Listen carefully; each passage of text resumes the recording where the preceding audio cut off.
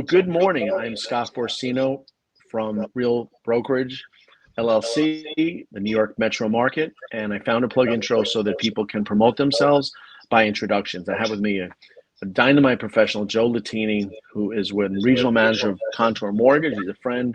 He is a social media extraordinarily big personality. He knows his stuff.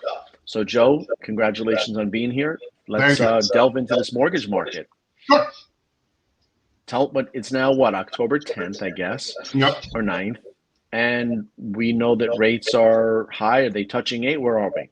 Yeah, it depends who you are. I mean, I always tell my customers, who seem a little taken aback by interest rates sometimes, even banks that give traditionally lower interest rates, even products where I can give traditionally lower interest rates, Sony May loans, first-time homebuyer loans, even those are in the mid-sevens right now, mid-early sevens. And then so I'll tell them, when they're taken aback by that, why don't you Google 30-year interest rates, 30-year mortgage interest rates, and they are shocked when they see an 8, because that's about where you're averaging right now. Wow. So yeah, it's and we've been talking about it for a while, at least some of us. I think there's industry professionals that go out there and give you their opinion, and I don't want to besmirch their opinion, but there's the Barry Habibs of the world who started preseason looking like the New York Jets and are in the middle of the season looking like the New York Jets. They haven't been right once yet, and these people have been telling everybody, oh, we're going to refinance all of these people in a year and a half, in 6 months, and year and a half later, and it's right where we kind of thought it was going to be. That's why I always had a question, and my background is that of an attorney, and they say, oh, date the rate. I said, what if she breaks up with you? I mean, what is this date? I mean, why do we have this imagination without basis for it to get better?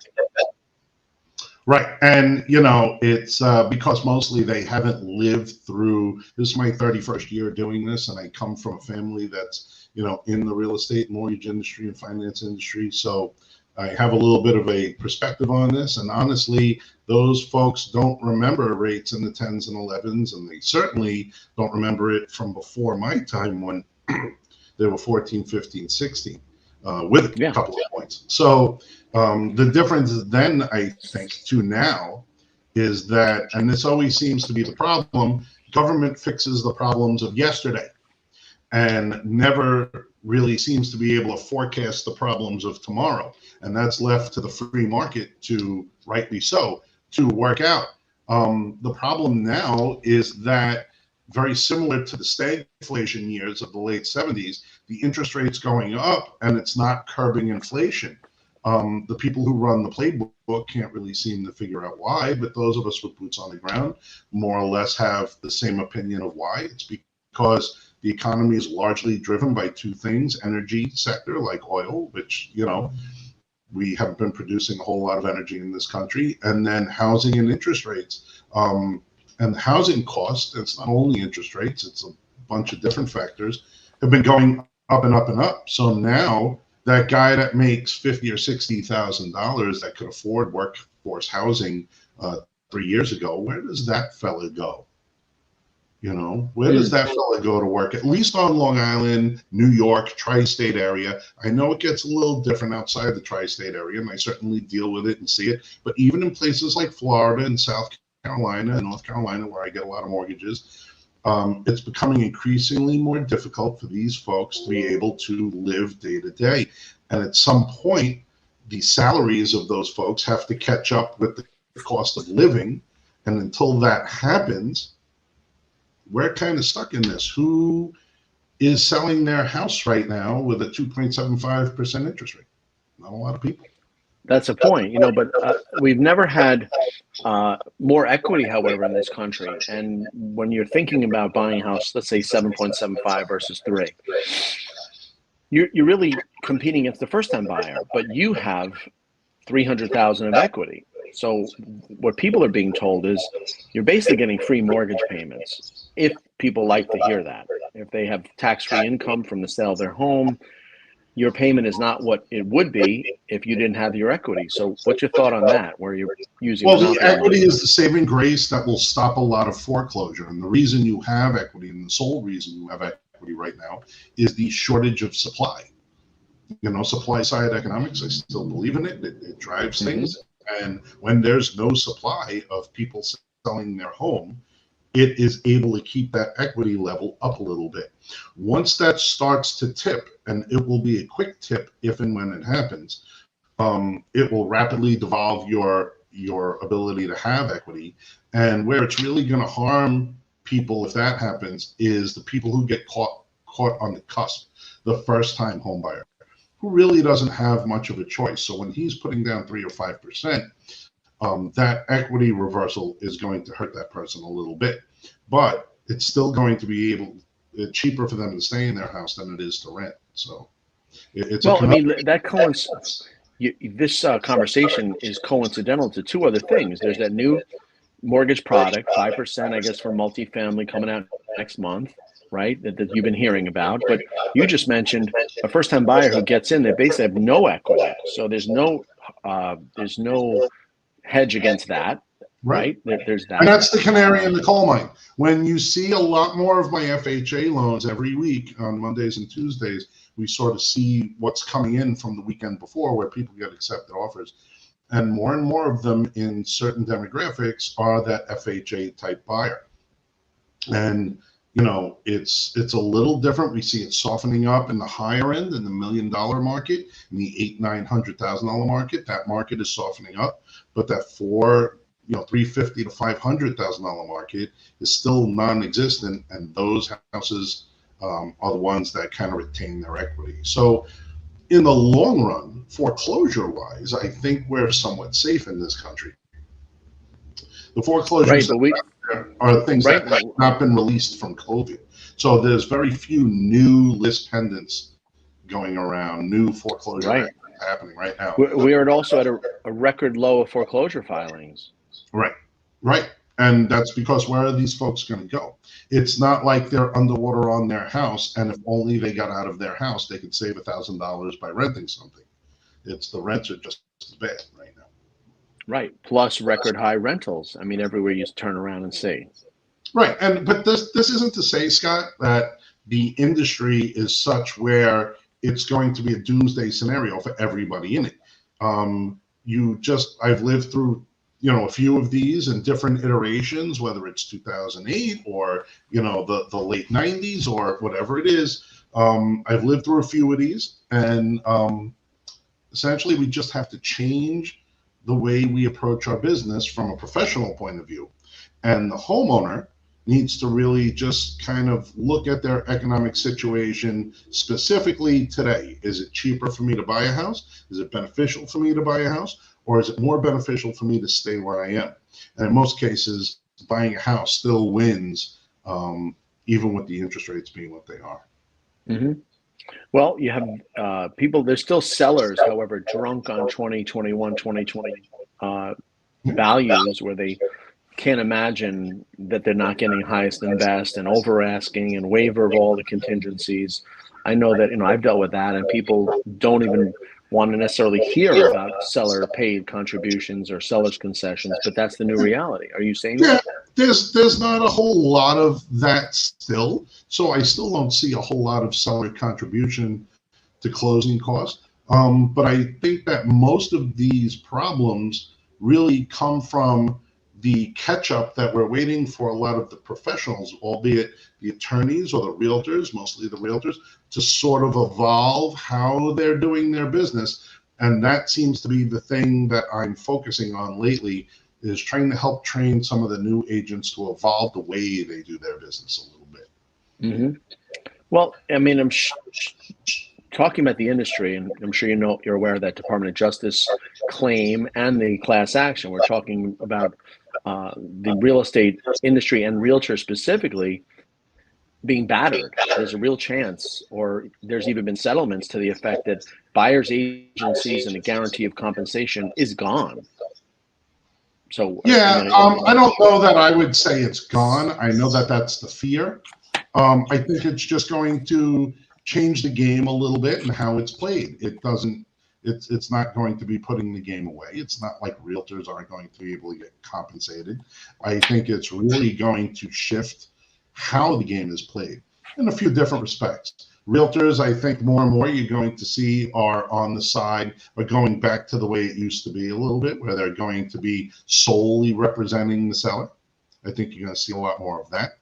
I think you're going to see probably Fannie Mae and FHA and VA sort of follow suit with changing rules a little bit in what is and isn't allowable in terms of third-party contributions to sort of help with this. So it's going to be a legal fix, but the game's not going to go away.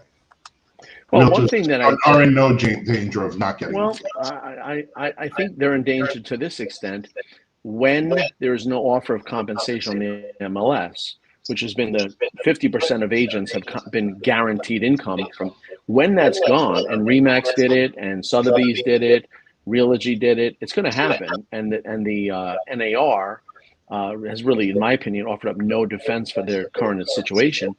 If that exists, there's only going to be two choices. They're going to go to realtor people, and they're going to learn that there's money expected to them, which they believe is exorbitant and they've never heard of. Or two, they go right to listing agent. So I think you're going to have sellers will smell that they could save half the commission because they're not paying anyone to bring about a buyer. It's going to be a real change unless the agents can demonstrate their value. I think if you draw the logical conclusion to what they're talking about, yes. But I think the game always shifts a little bit to compensate for those things. You know, you and I are old enough to remember in the 90s when the internet started breaking out, how it was going to revolutionize and change how realtors were, and you were no longer going to need a realtor, and it was look at 100 houses from your home and all of that. And of course that's not the way that evolved. If you even go back a little further than that, but still in the advent of that internet era, we had on the lender side automated underwriting systems, Fannie Mae Desktop Underwriter, Loan Prospector from Freddie Mac, which was essentially a computer underwriting your loan. And this was going to revolutionize the industry, and loan officers weren't going to be needed anymore, and underwriters weren't going to be needed anymore. And of course, that's not the way it went. So I think a lot of it's fear-based, and rightly so, frankly. But I think we'll get past it and find legal solutions so it's not as impactful as the realtors think it's going. Mm-hmm. If realtors are no longer predominantly the referring source of all these affiliated services, such as lender and title and even the New York lawyers and inspectors, moving companies, contractors, I mean, for this little discussion, what will happen? What will happen to the important ancillary service providers if they cannot get a realtor referral? Well, I don't know that I agree that that's going to be where this leads ultimately. I think that the real estate business evolves and works and integrates into the newer rules. So I don't know that I agree with the premise. Well, just use one example. A person likes a house. Mm-hmm. They press on some realtor's face on Zillow. They don't know anything about the compensation being offered. They say, "Hey, Sally, I like this property on Main Street." Okay. I mean, at that point, I think the professional is being guided now to inform them, "Hey, listen, there is no compensation for me. Can you pay me the 2-3% of $600,000? That'll be $12,000 to $18,000." The buyers say, "What?" They never heard of that. Usually, it's been financed without their knowledge as well. But now they think the services are free. So when such time comes that the buyer doesn't want to pay the realtor's compensation, they have no choice, but they need a place to live. It's June. They got school in September. Right, but you're using the premise that that's going to happen on a one. No, you and I are just saying, like, so we're just giving an example. Right, but if that's the way the industry is going, and again, I don't believe that that's going to be where this ends up, because I don't believe one or two judges make a rule, and I believe that this can be fixed through legislation and will be. But that said, in that scenario, I think it's going to be something that the community is doing as a whole, so they're going to see that same scenario no matter what they look at. I think the thing to worry about in that is not so much where the referral sources come from. It's the impact to the buyer. Everybody seems to think that the buyer has an unlimited capacity to pay for services through cash. And that's just not the way it works. I understand, Joe. Cash is the number one limiting factor in people buying a house. I understand. And yeah, so I'm seeing all these online discussions, and I get annoyed because if I can't have the $369 a month for the Jeep, I don't get it. So just because we've had this mechanism in which buyers unwittingly are financing their agents' compensation, and keep in mind that the lawsuit is a class action, alleges that sellers for too long have been paying for the representation of their contractual counterpart. So if that changes, yes, the professionals won't get referrals, but why would someone get a house? So let me give you one fix that can be done right now without legislative initiative, right? One fix to that is, well, there's 2% that has to be paid by the seller. I mean, by the buyer directly. So the buyer has to lump 2% in cash on top of that. But if that's an FHA buyer, we have the ability to go to up to 6% of seller paid closing costs, right? Of sellers paying closing costs that are traditionally paid by the buyer, and that can still be lumped into that. And the fact means that it's rare when the traditional closing costs of the lender and the state equal 6% of the purchase prices these days. We don't have, you know, if the average price for a first-time home buyer is somewhere around $500,000, the closing costs aren't $30,000. So there is. I agree, but you know, you use the magic word "can." There's a lot of friction there. Number one, the buyer's agent has to be well versed. Number two, they have to convey it. Number three, the seller's agent got to absorb it. Number four, the seller's agent has to give it to the seller, and the seller is 64 and he bought a house in 1999. So there's a lot of friction. Although they can, if any party doesn't want to participate in that, then we don't have that. So we're back to square one, where the buyer likes the house, they can't afford the realtor, and they need a place to live. And the first person to go is the realtor. So that means you're right, they can't afford it. And they call the listing agent, and the listing's only, and then the listing agent, I think, is going to be charging half the commission just for themselves. So that would hurt the buyer, and that would hurt all the referral partners. I don't know why, again, I don't know, but in that scenario, if that would have happened, the industry finds a way to correct itself. So the scenario I gave you is just one way that can happen. Another way that can happen is the seller paid contributions from Fannie and Freddie. You know, one rule change can bring that up on a minimum down payment from 3 to 6%. Now, the challenge there is what happens when and if, and I would probably say when, the market turns into what we call a declining market, and those declining market variables have to be factored into the appraisal, and the appraised values start coming down a little bit. What happens in that scenario? Well, ultimately, who's going to pay for that? The same way, it's almost an unschooled tax upon the people. It's almost an unlegislated tax toward the people. You're right. And so who winds up paying for that ultimately? Just like any other undeclared tax that the government will put on you or impose on you, the buyers, the consumers wind up paying for it. So it's a concern. You know, it's certainly a concern. And I think just like anything else that is an undeclared tax on the people from the government, it's going to wind up being more harmful than it is helpful. But that said, the market generally finds a way around these things. I believe in the free market, and I believe in its ability to adapt. So I just don't think— I agree in the free market. Of course I believe in the free market, and you know, adapting is the goal, but there's two problems.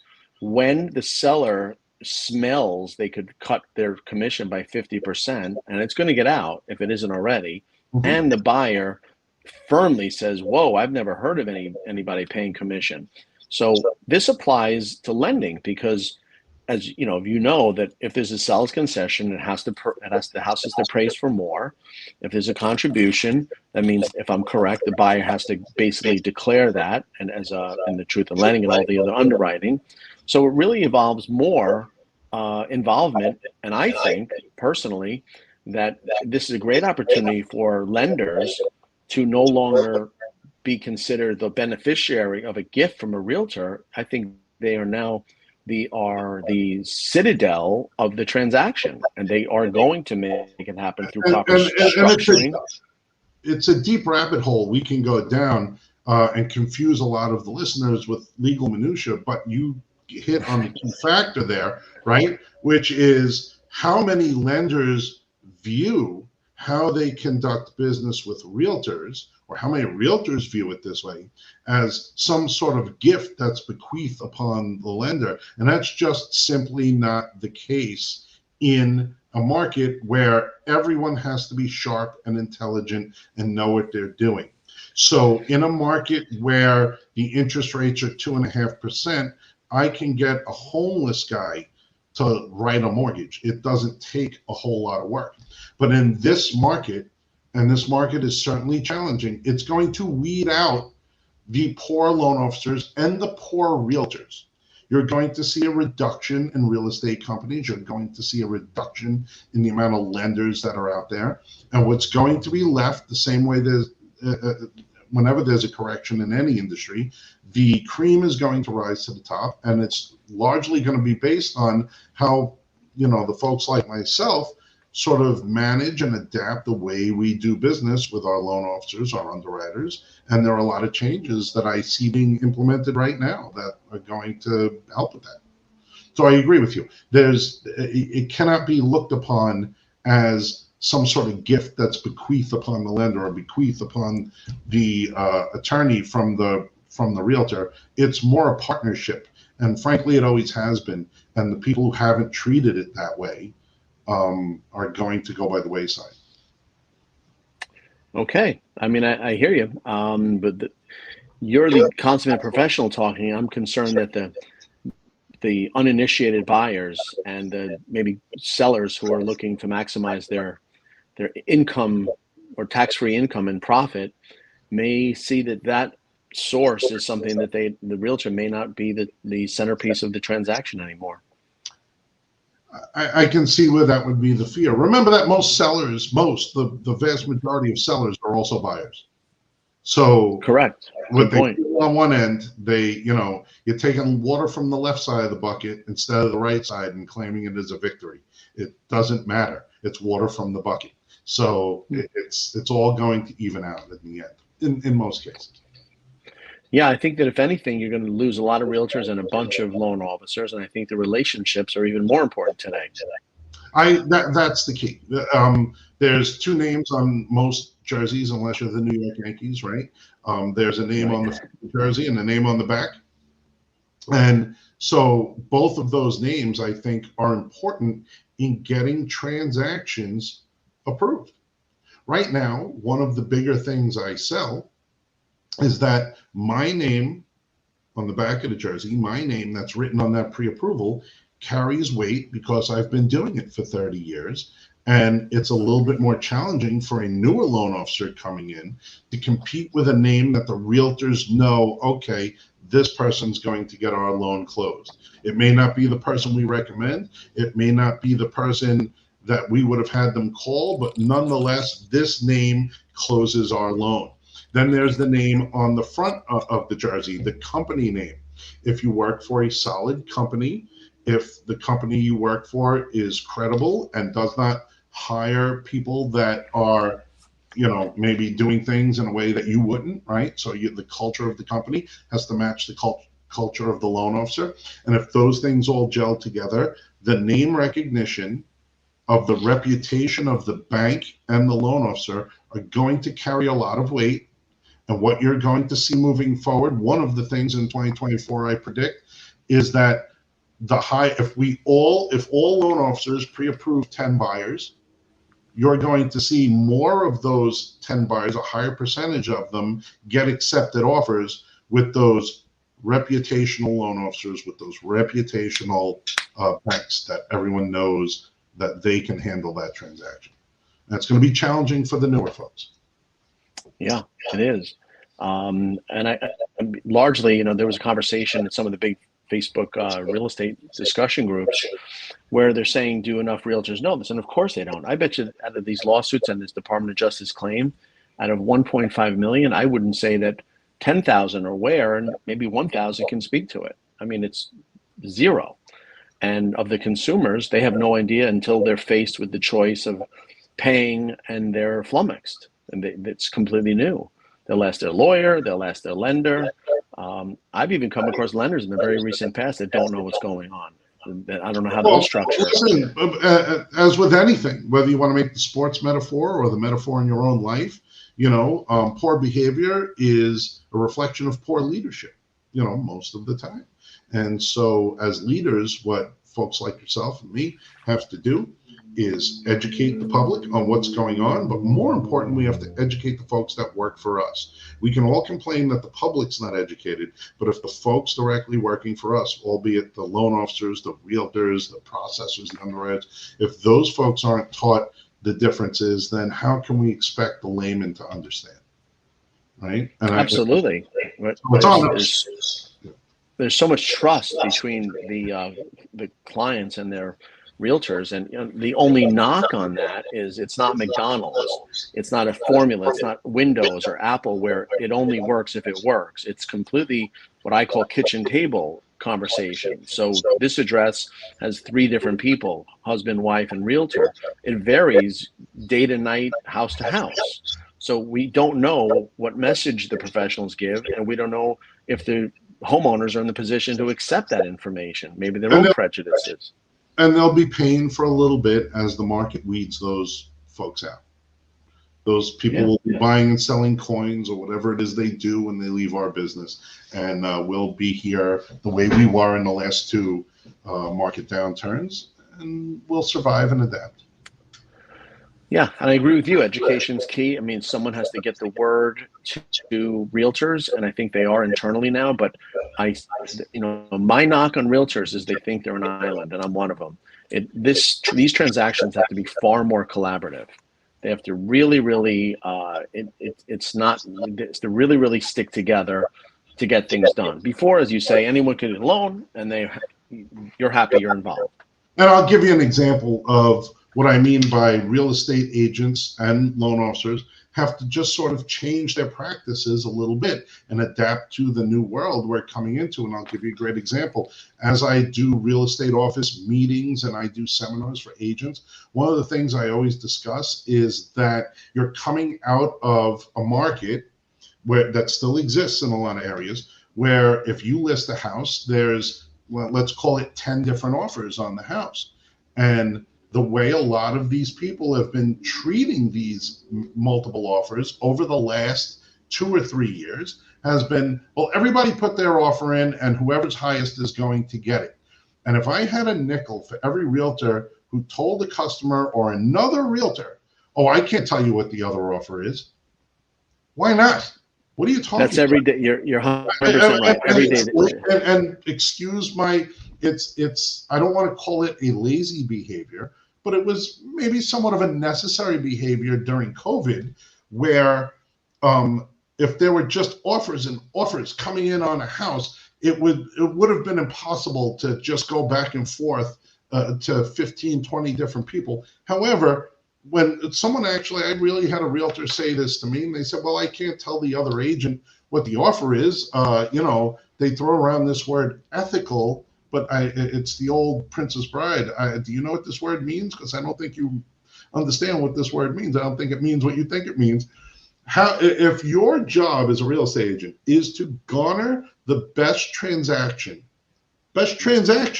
not necessarily the highest price, the best overall transaction for the seller, if that's your job, then why wouldn't you go back to the other offers that were lower and give them the opportunity to go higher? When I started in real estate in 1991, this was called a counter offer. You have made an offer, I have now made a counter offer. And that same principle holds true whether you have one offer. Back then in 1991, it was everybody's house was for sale and you were lucky after 2 months if you got one offer. This is a little different. So we still have a multiple offer situation, but the premise still stands. Why would you not go back and try and get those counter offers and get the overall best transaction for the seller? If the highest offer on a property is 525, but the terms of their offer, whether it's the down payment or the loan type, or pick your poison, aren't as good as, let's say, the $500,000 offer, why do you believe it's not within your purview as a real estate agent to go back to that $500,000 offer and say, I have another offer right now for 525. Can you beat it? And if they can, this is how auctions work. You go to an auction, you certainly know who's bidding on that painting and how much they're bidding. So I think this concept of some ethical dilemma being behind counter offers, it has to go away. Well, I know why. I know why they think the problem is. If using your example, 525, they're afraid that someone would have offered 550, and if you say 525, they'll offer 526. That's what they're afraid of. They think that the secret could benefit the seller, because you don't know if somebody says that house is on the ocean, my mom lives next door, 550. That's the thought. I mean, that's the reason, but I don't know that it serves a flawed reason. And the reason it's a flawed reason is because, let's use your scenario. At 525, if I go back to the 500 guy and I say, you have to go higher, but I'm not going to tell you how much higher. That guy that may go to 530 is now bidding against himself. Exactly. You tell me how that would work in your mind. Sorry, this one's not for me. Nobody walk away. Did 600 on the house for 520. So I understand the thought process, but it's flawed thinking. I always find that upfront and honest is the best solution, as most people do. I'm not saying that anyone's trying to not be honest with anyone. I think they have not thought the process through.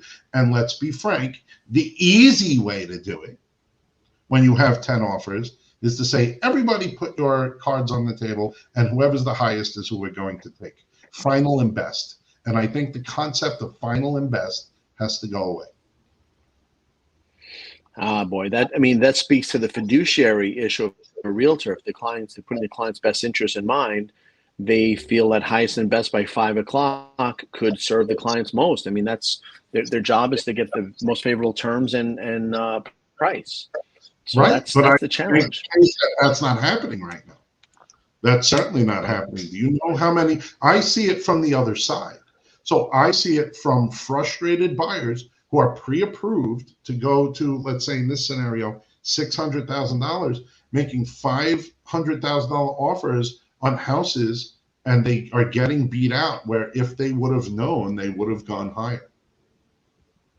But it's the not knowing that prevents them from going higher. So your thought process may be honorable, but the end result is you're costing your seller money. Right. I see that. I mean, that's it's a real estate discussion. There's so many ways that financing ties in, because if you have the better agent who knows how to serve their client, they need to have a positive referral business with someone like you who can structure the deal. Now, let's use that example. Somebody gets the 550. There is room, we hope, for an increased appraisal, or possibly 4 or 5% could come back to the buyer in the form of closing cost assistance, and take the rate. We didn't talk about the buy down. I don't love the 3-2-1, but I like the permanent. A rate could go with 5%. If the rate's 7.75 and a seller pushes across the table 5%, what would that do under some circumstances to the rate? From 7.75, what would it become? So are you asking what the cost of dropping it down would be, or are you? No, yeah. If a seller says, you know what, I don't want to give a price reduction, 500, I don't want to make it 25,000 and become 475. I'd rather just make it 475 instead of 500 and give the people 5%. 5%, and that would cost more than the price reduction most of the time. And you have to remember, there are especially in New York State, there are ceiling laws that prevent things like that from happening. No, I didn't mean the rate would be 5%. I didn't mean the rate. I mean from the purchase price, they would give 5% from the purchase price Oh, to the buyer. That's what I meant. And then yeah. what could I that mean, 5% do? it's going to help them in terms of cash, right? It's going to help them in terms of cash, but I don't know that that's how this evolves. I just don't Well, know. what about the rate? What would that, if the rate is 7.75 and the seller thought a good strategy was to have the house come with a lower rate, what would in your mind 5% do to the interest rate? Again, you can do that to a degree, but you can't do it in that big of an increment Oh, because really? there are rules, especially in New York State, that prevent too much of a buy down, right? You can do a certain amount of buy down, but at some point you hit their ceilings and floors to what you can do in the legislation. So where I think you're going though makes a lot of sense is something I've been preaching, and I think it just comes from the reason this isn't done more. What I'm about to tell you is just out of pure ignorance. People don't remember that FHA loans and VA loans are assumable products, meaning someone who bought their house 3 or 4 years ago with an FHA loan and got a 2.5 or a 2.75% interest rate can now offer that exact loan to be assumed by the people buying their house. So think about this for a minute, Scott. If somebody is putting their house up for 500,000 and they owe 400,000 but have an FHA loan, yes, it has MI, but that FHA loan is at 2.75%. That seller in that instance can say, instead of getting your new mortgage, assume my mortgage, my FHA mortgage, with 25 years left at 2.75%. Now, and give me $100,000 cash over. Does the lender have to approve it? The lender absolutely has to approve it. Is there a process to it? There's certainly a process to it. Does it reduce your closing costs? Tremendously. Why isn't anyone doing this right now? For 2 reasons or 3 reasons. Number one, they don't know to do it. Number two, the lenders aren't exactly out there promoting it. Certainly the loan officers aren't. Where they should be, in my opinion, and I'll get to that in a minute. And the third reason is because nobody really lived through that option. The realtors aren't taking control when they take that listing. One of the changes I'm promoting that realtors should make is before you even take the listing, the first word out of their mouth should be, give me your mortgage statement. Let me take a look at it. We might have an assumable loan here. Now, conventional loans are almost none of conforming loans are assumable, but the FHA loans are, the VA loans are to an extent. There's some things that go along with that on a VA loan, but for the most part, these are things that realtors have to adapt to do. Lenders have to get involved and teach them. And one of the things I promote to all of my realtors is to teach them the process on how to do that, to tell them that they can show it to me, and I, in many cases, have other lenders' procedures for loan assumptions. And if those lenders had any sort of forward-thinking people in their management, they would see that this is a great opportunity, not only for them to retain their portfolio, which is, believe me, what servicing lenders want to do, but it's also a way for them to get new business, because of the 10 people that want to assume that loan, only one of them is going to be able to. And the other 9 people are customers that they can now give a new mortgage to. Yeah, you're right. Plus a great talking point to realtors. Yeah.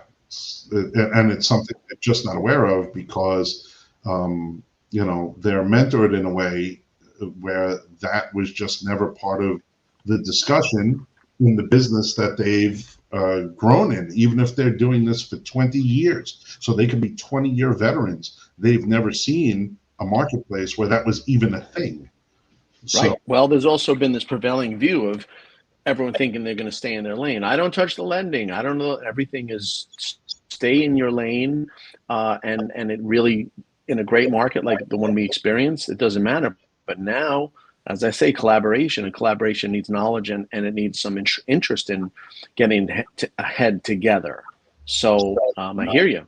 And this is the market where we all find out who everybody is, right? In the past market, you could be born on third base and pretend that you hit a triple. But In this market right now, you have to know what you're doing. You have to know your way around the guidelines. You have to know your way around the law. You have to know your way around what is and isn't going to work for a borrower and how to fix these things. Not only how to fix them, but how to see the problems 2 or 3 weeks before they occur.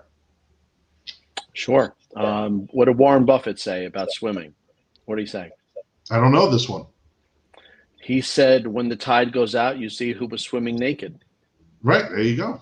That's a great line. Great line. Yeah. No, I didn't hear it. So, where'd you go? You popped in and out. I know, that happens all the time. Well, Joe, listen, this is fantastic. I want to let you know that your knowledge is fantastic, and this is what your viewers and members of your platform need to know more about you. We're building a business group around you so people in the business community can benefit. They see the value in exposing themselves. And you know what? A lot of people need this type of exposure, and it's really a wonderful thing that you provide it.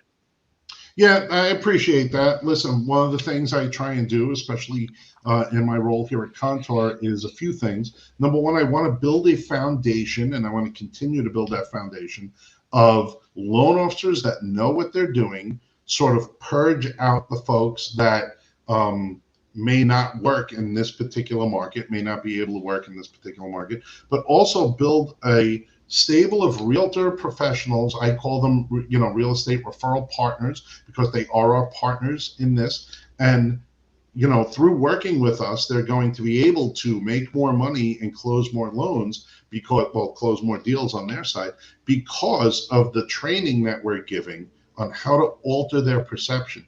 And if they have loan officers that they work with at different companies, I'm happy to speak to those folks and bring them into the fold. But the idea is to build the foundation very strong, so the realtors we're working with are the ones that remain in the business and prosper.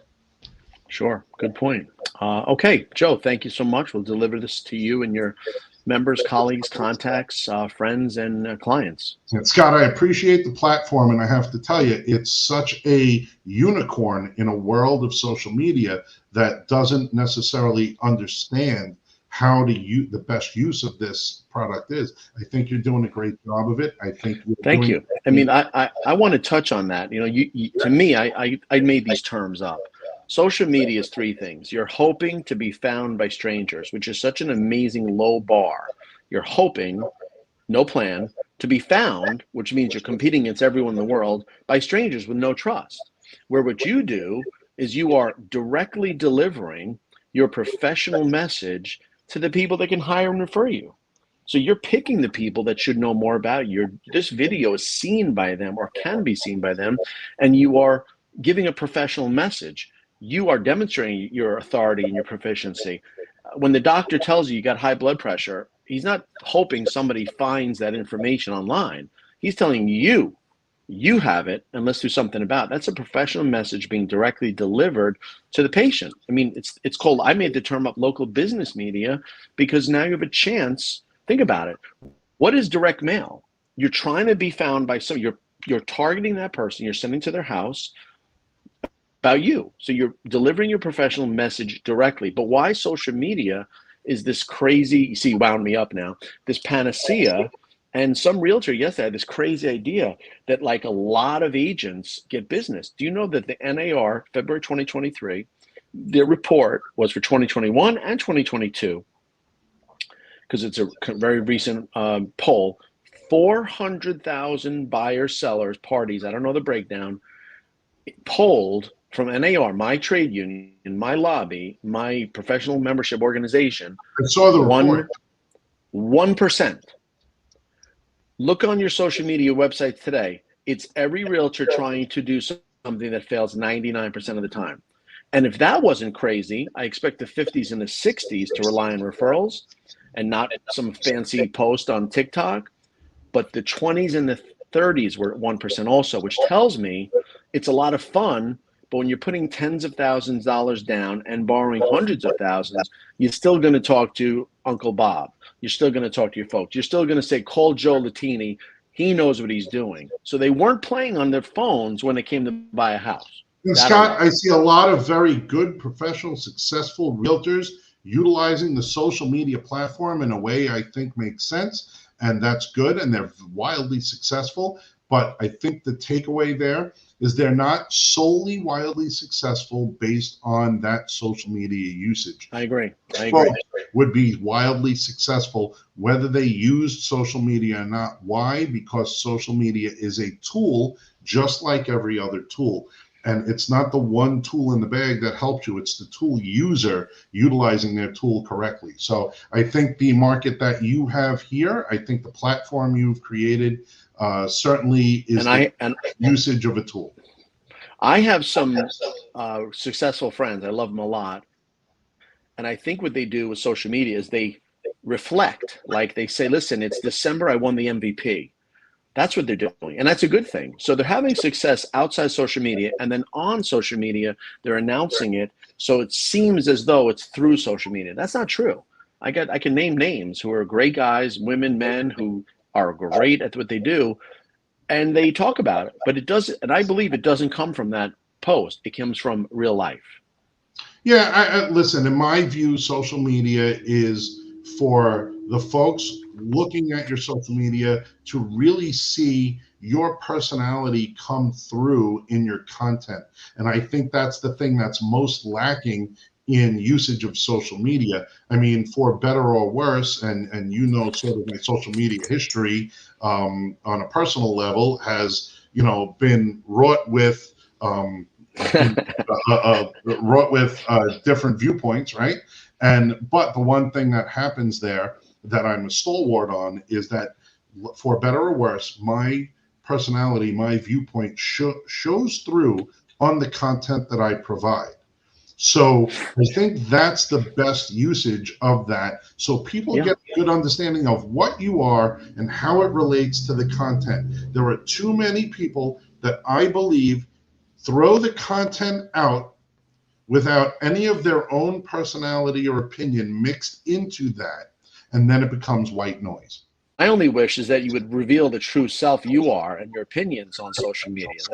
Yeah, if only I did that, right? If you would let people know what you're thinking, that would be helpful. So right. Well, that's great. Never have a problem there. Yeah, that's great. And listen, that's authentic. That's what people talk about. You know, we don't wonder where you're coming from, and you're going to repel some people, but you're going to sure attract a lot of people. And you try and make everyone happy, and you're going to make no one happy. I think the thing you need to do is be true to yourself, be true to your beliefs, and keep that in mind as you move forward in anything you do in life. And that's what I try and do. I try and stick to my beliefs. I try and do it whether it's family or business or anything else, or dealing with my business partners. I try and take those beliefs and I manage it as best I can and do the best work I can based on that. And hopefully it works out for everyone. That's yeah, it will. I admire your professionalism, and there's a lot of great stuff ahead. So thank you, Joe. Let's talk soon. Thanks, Scott. I appreciate the platform. Talk to you soon. Yes, sir.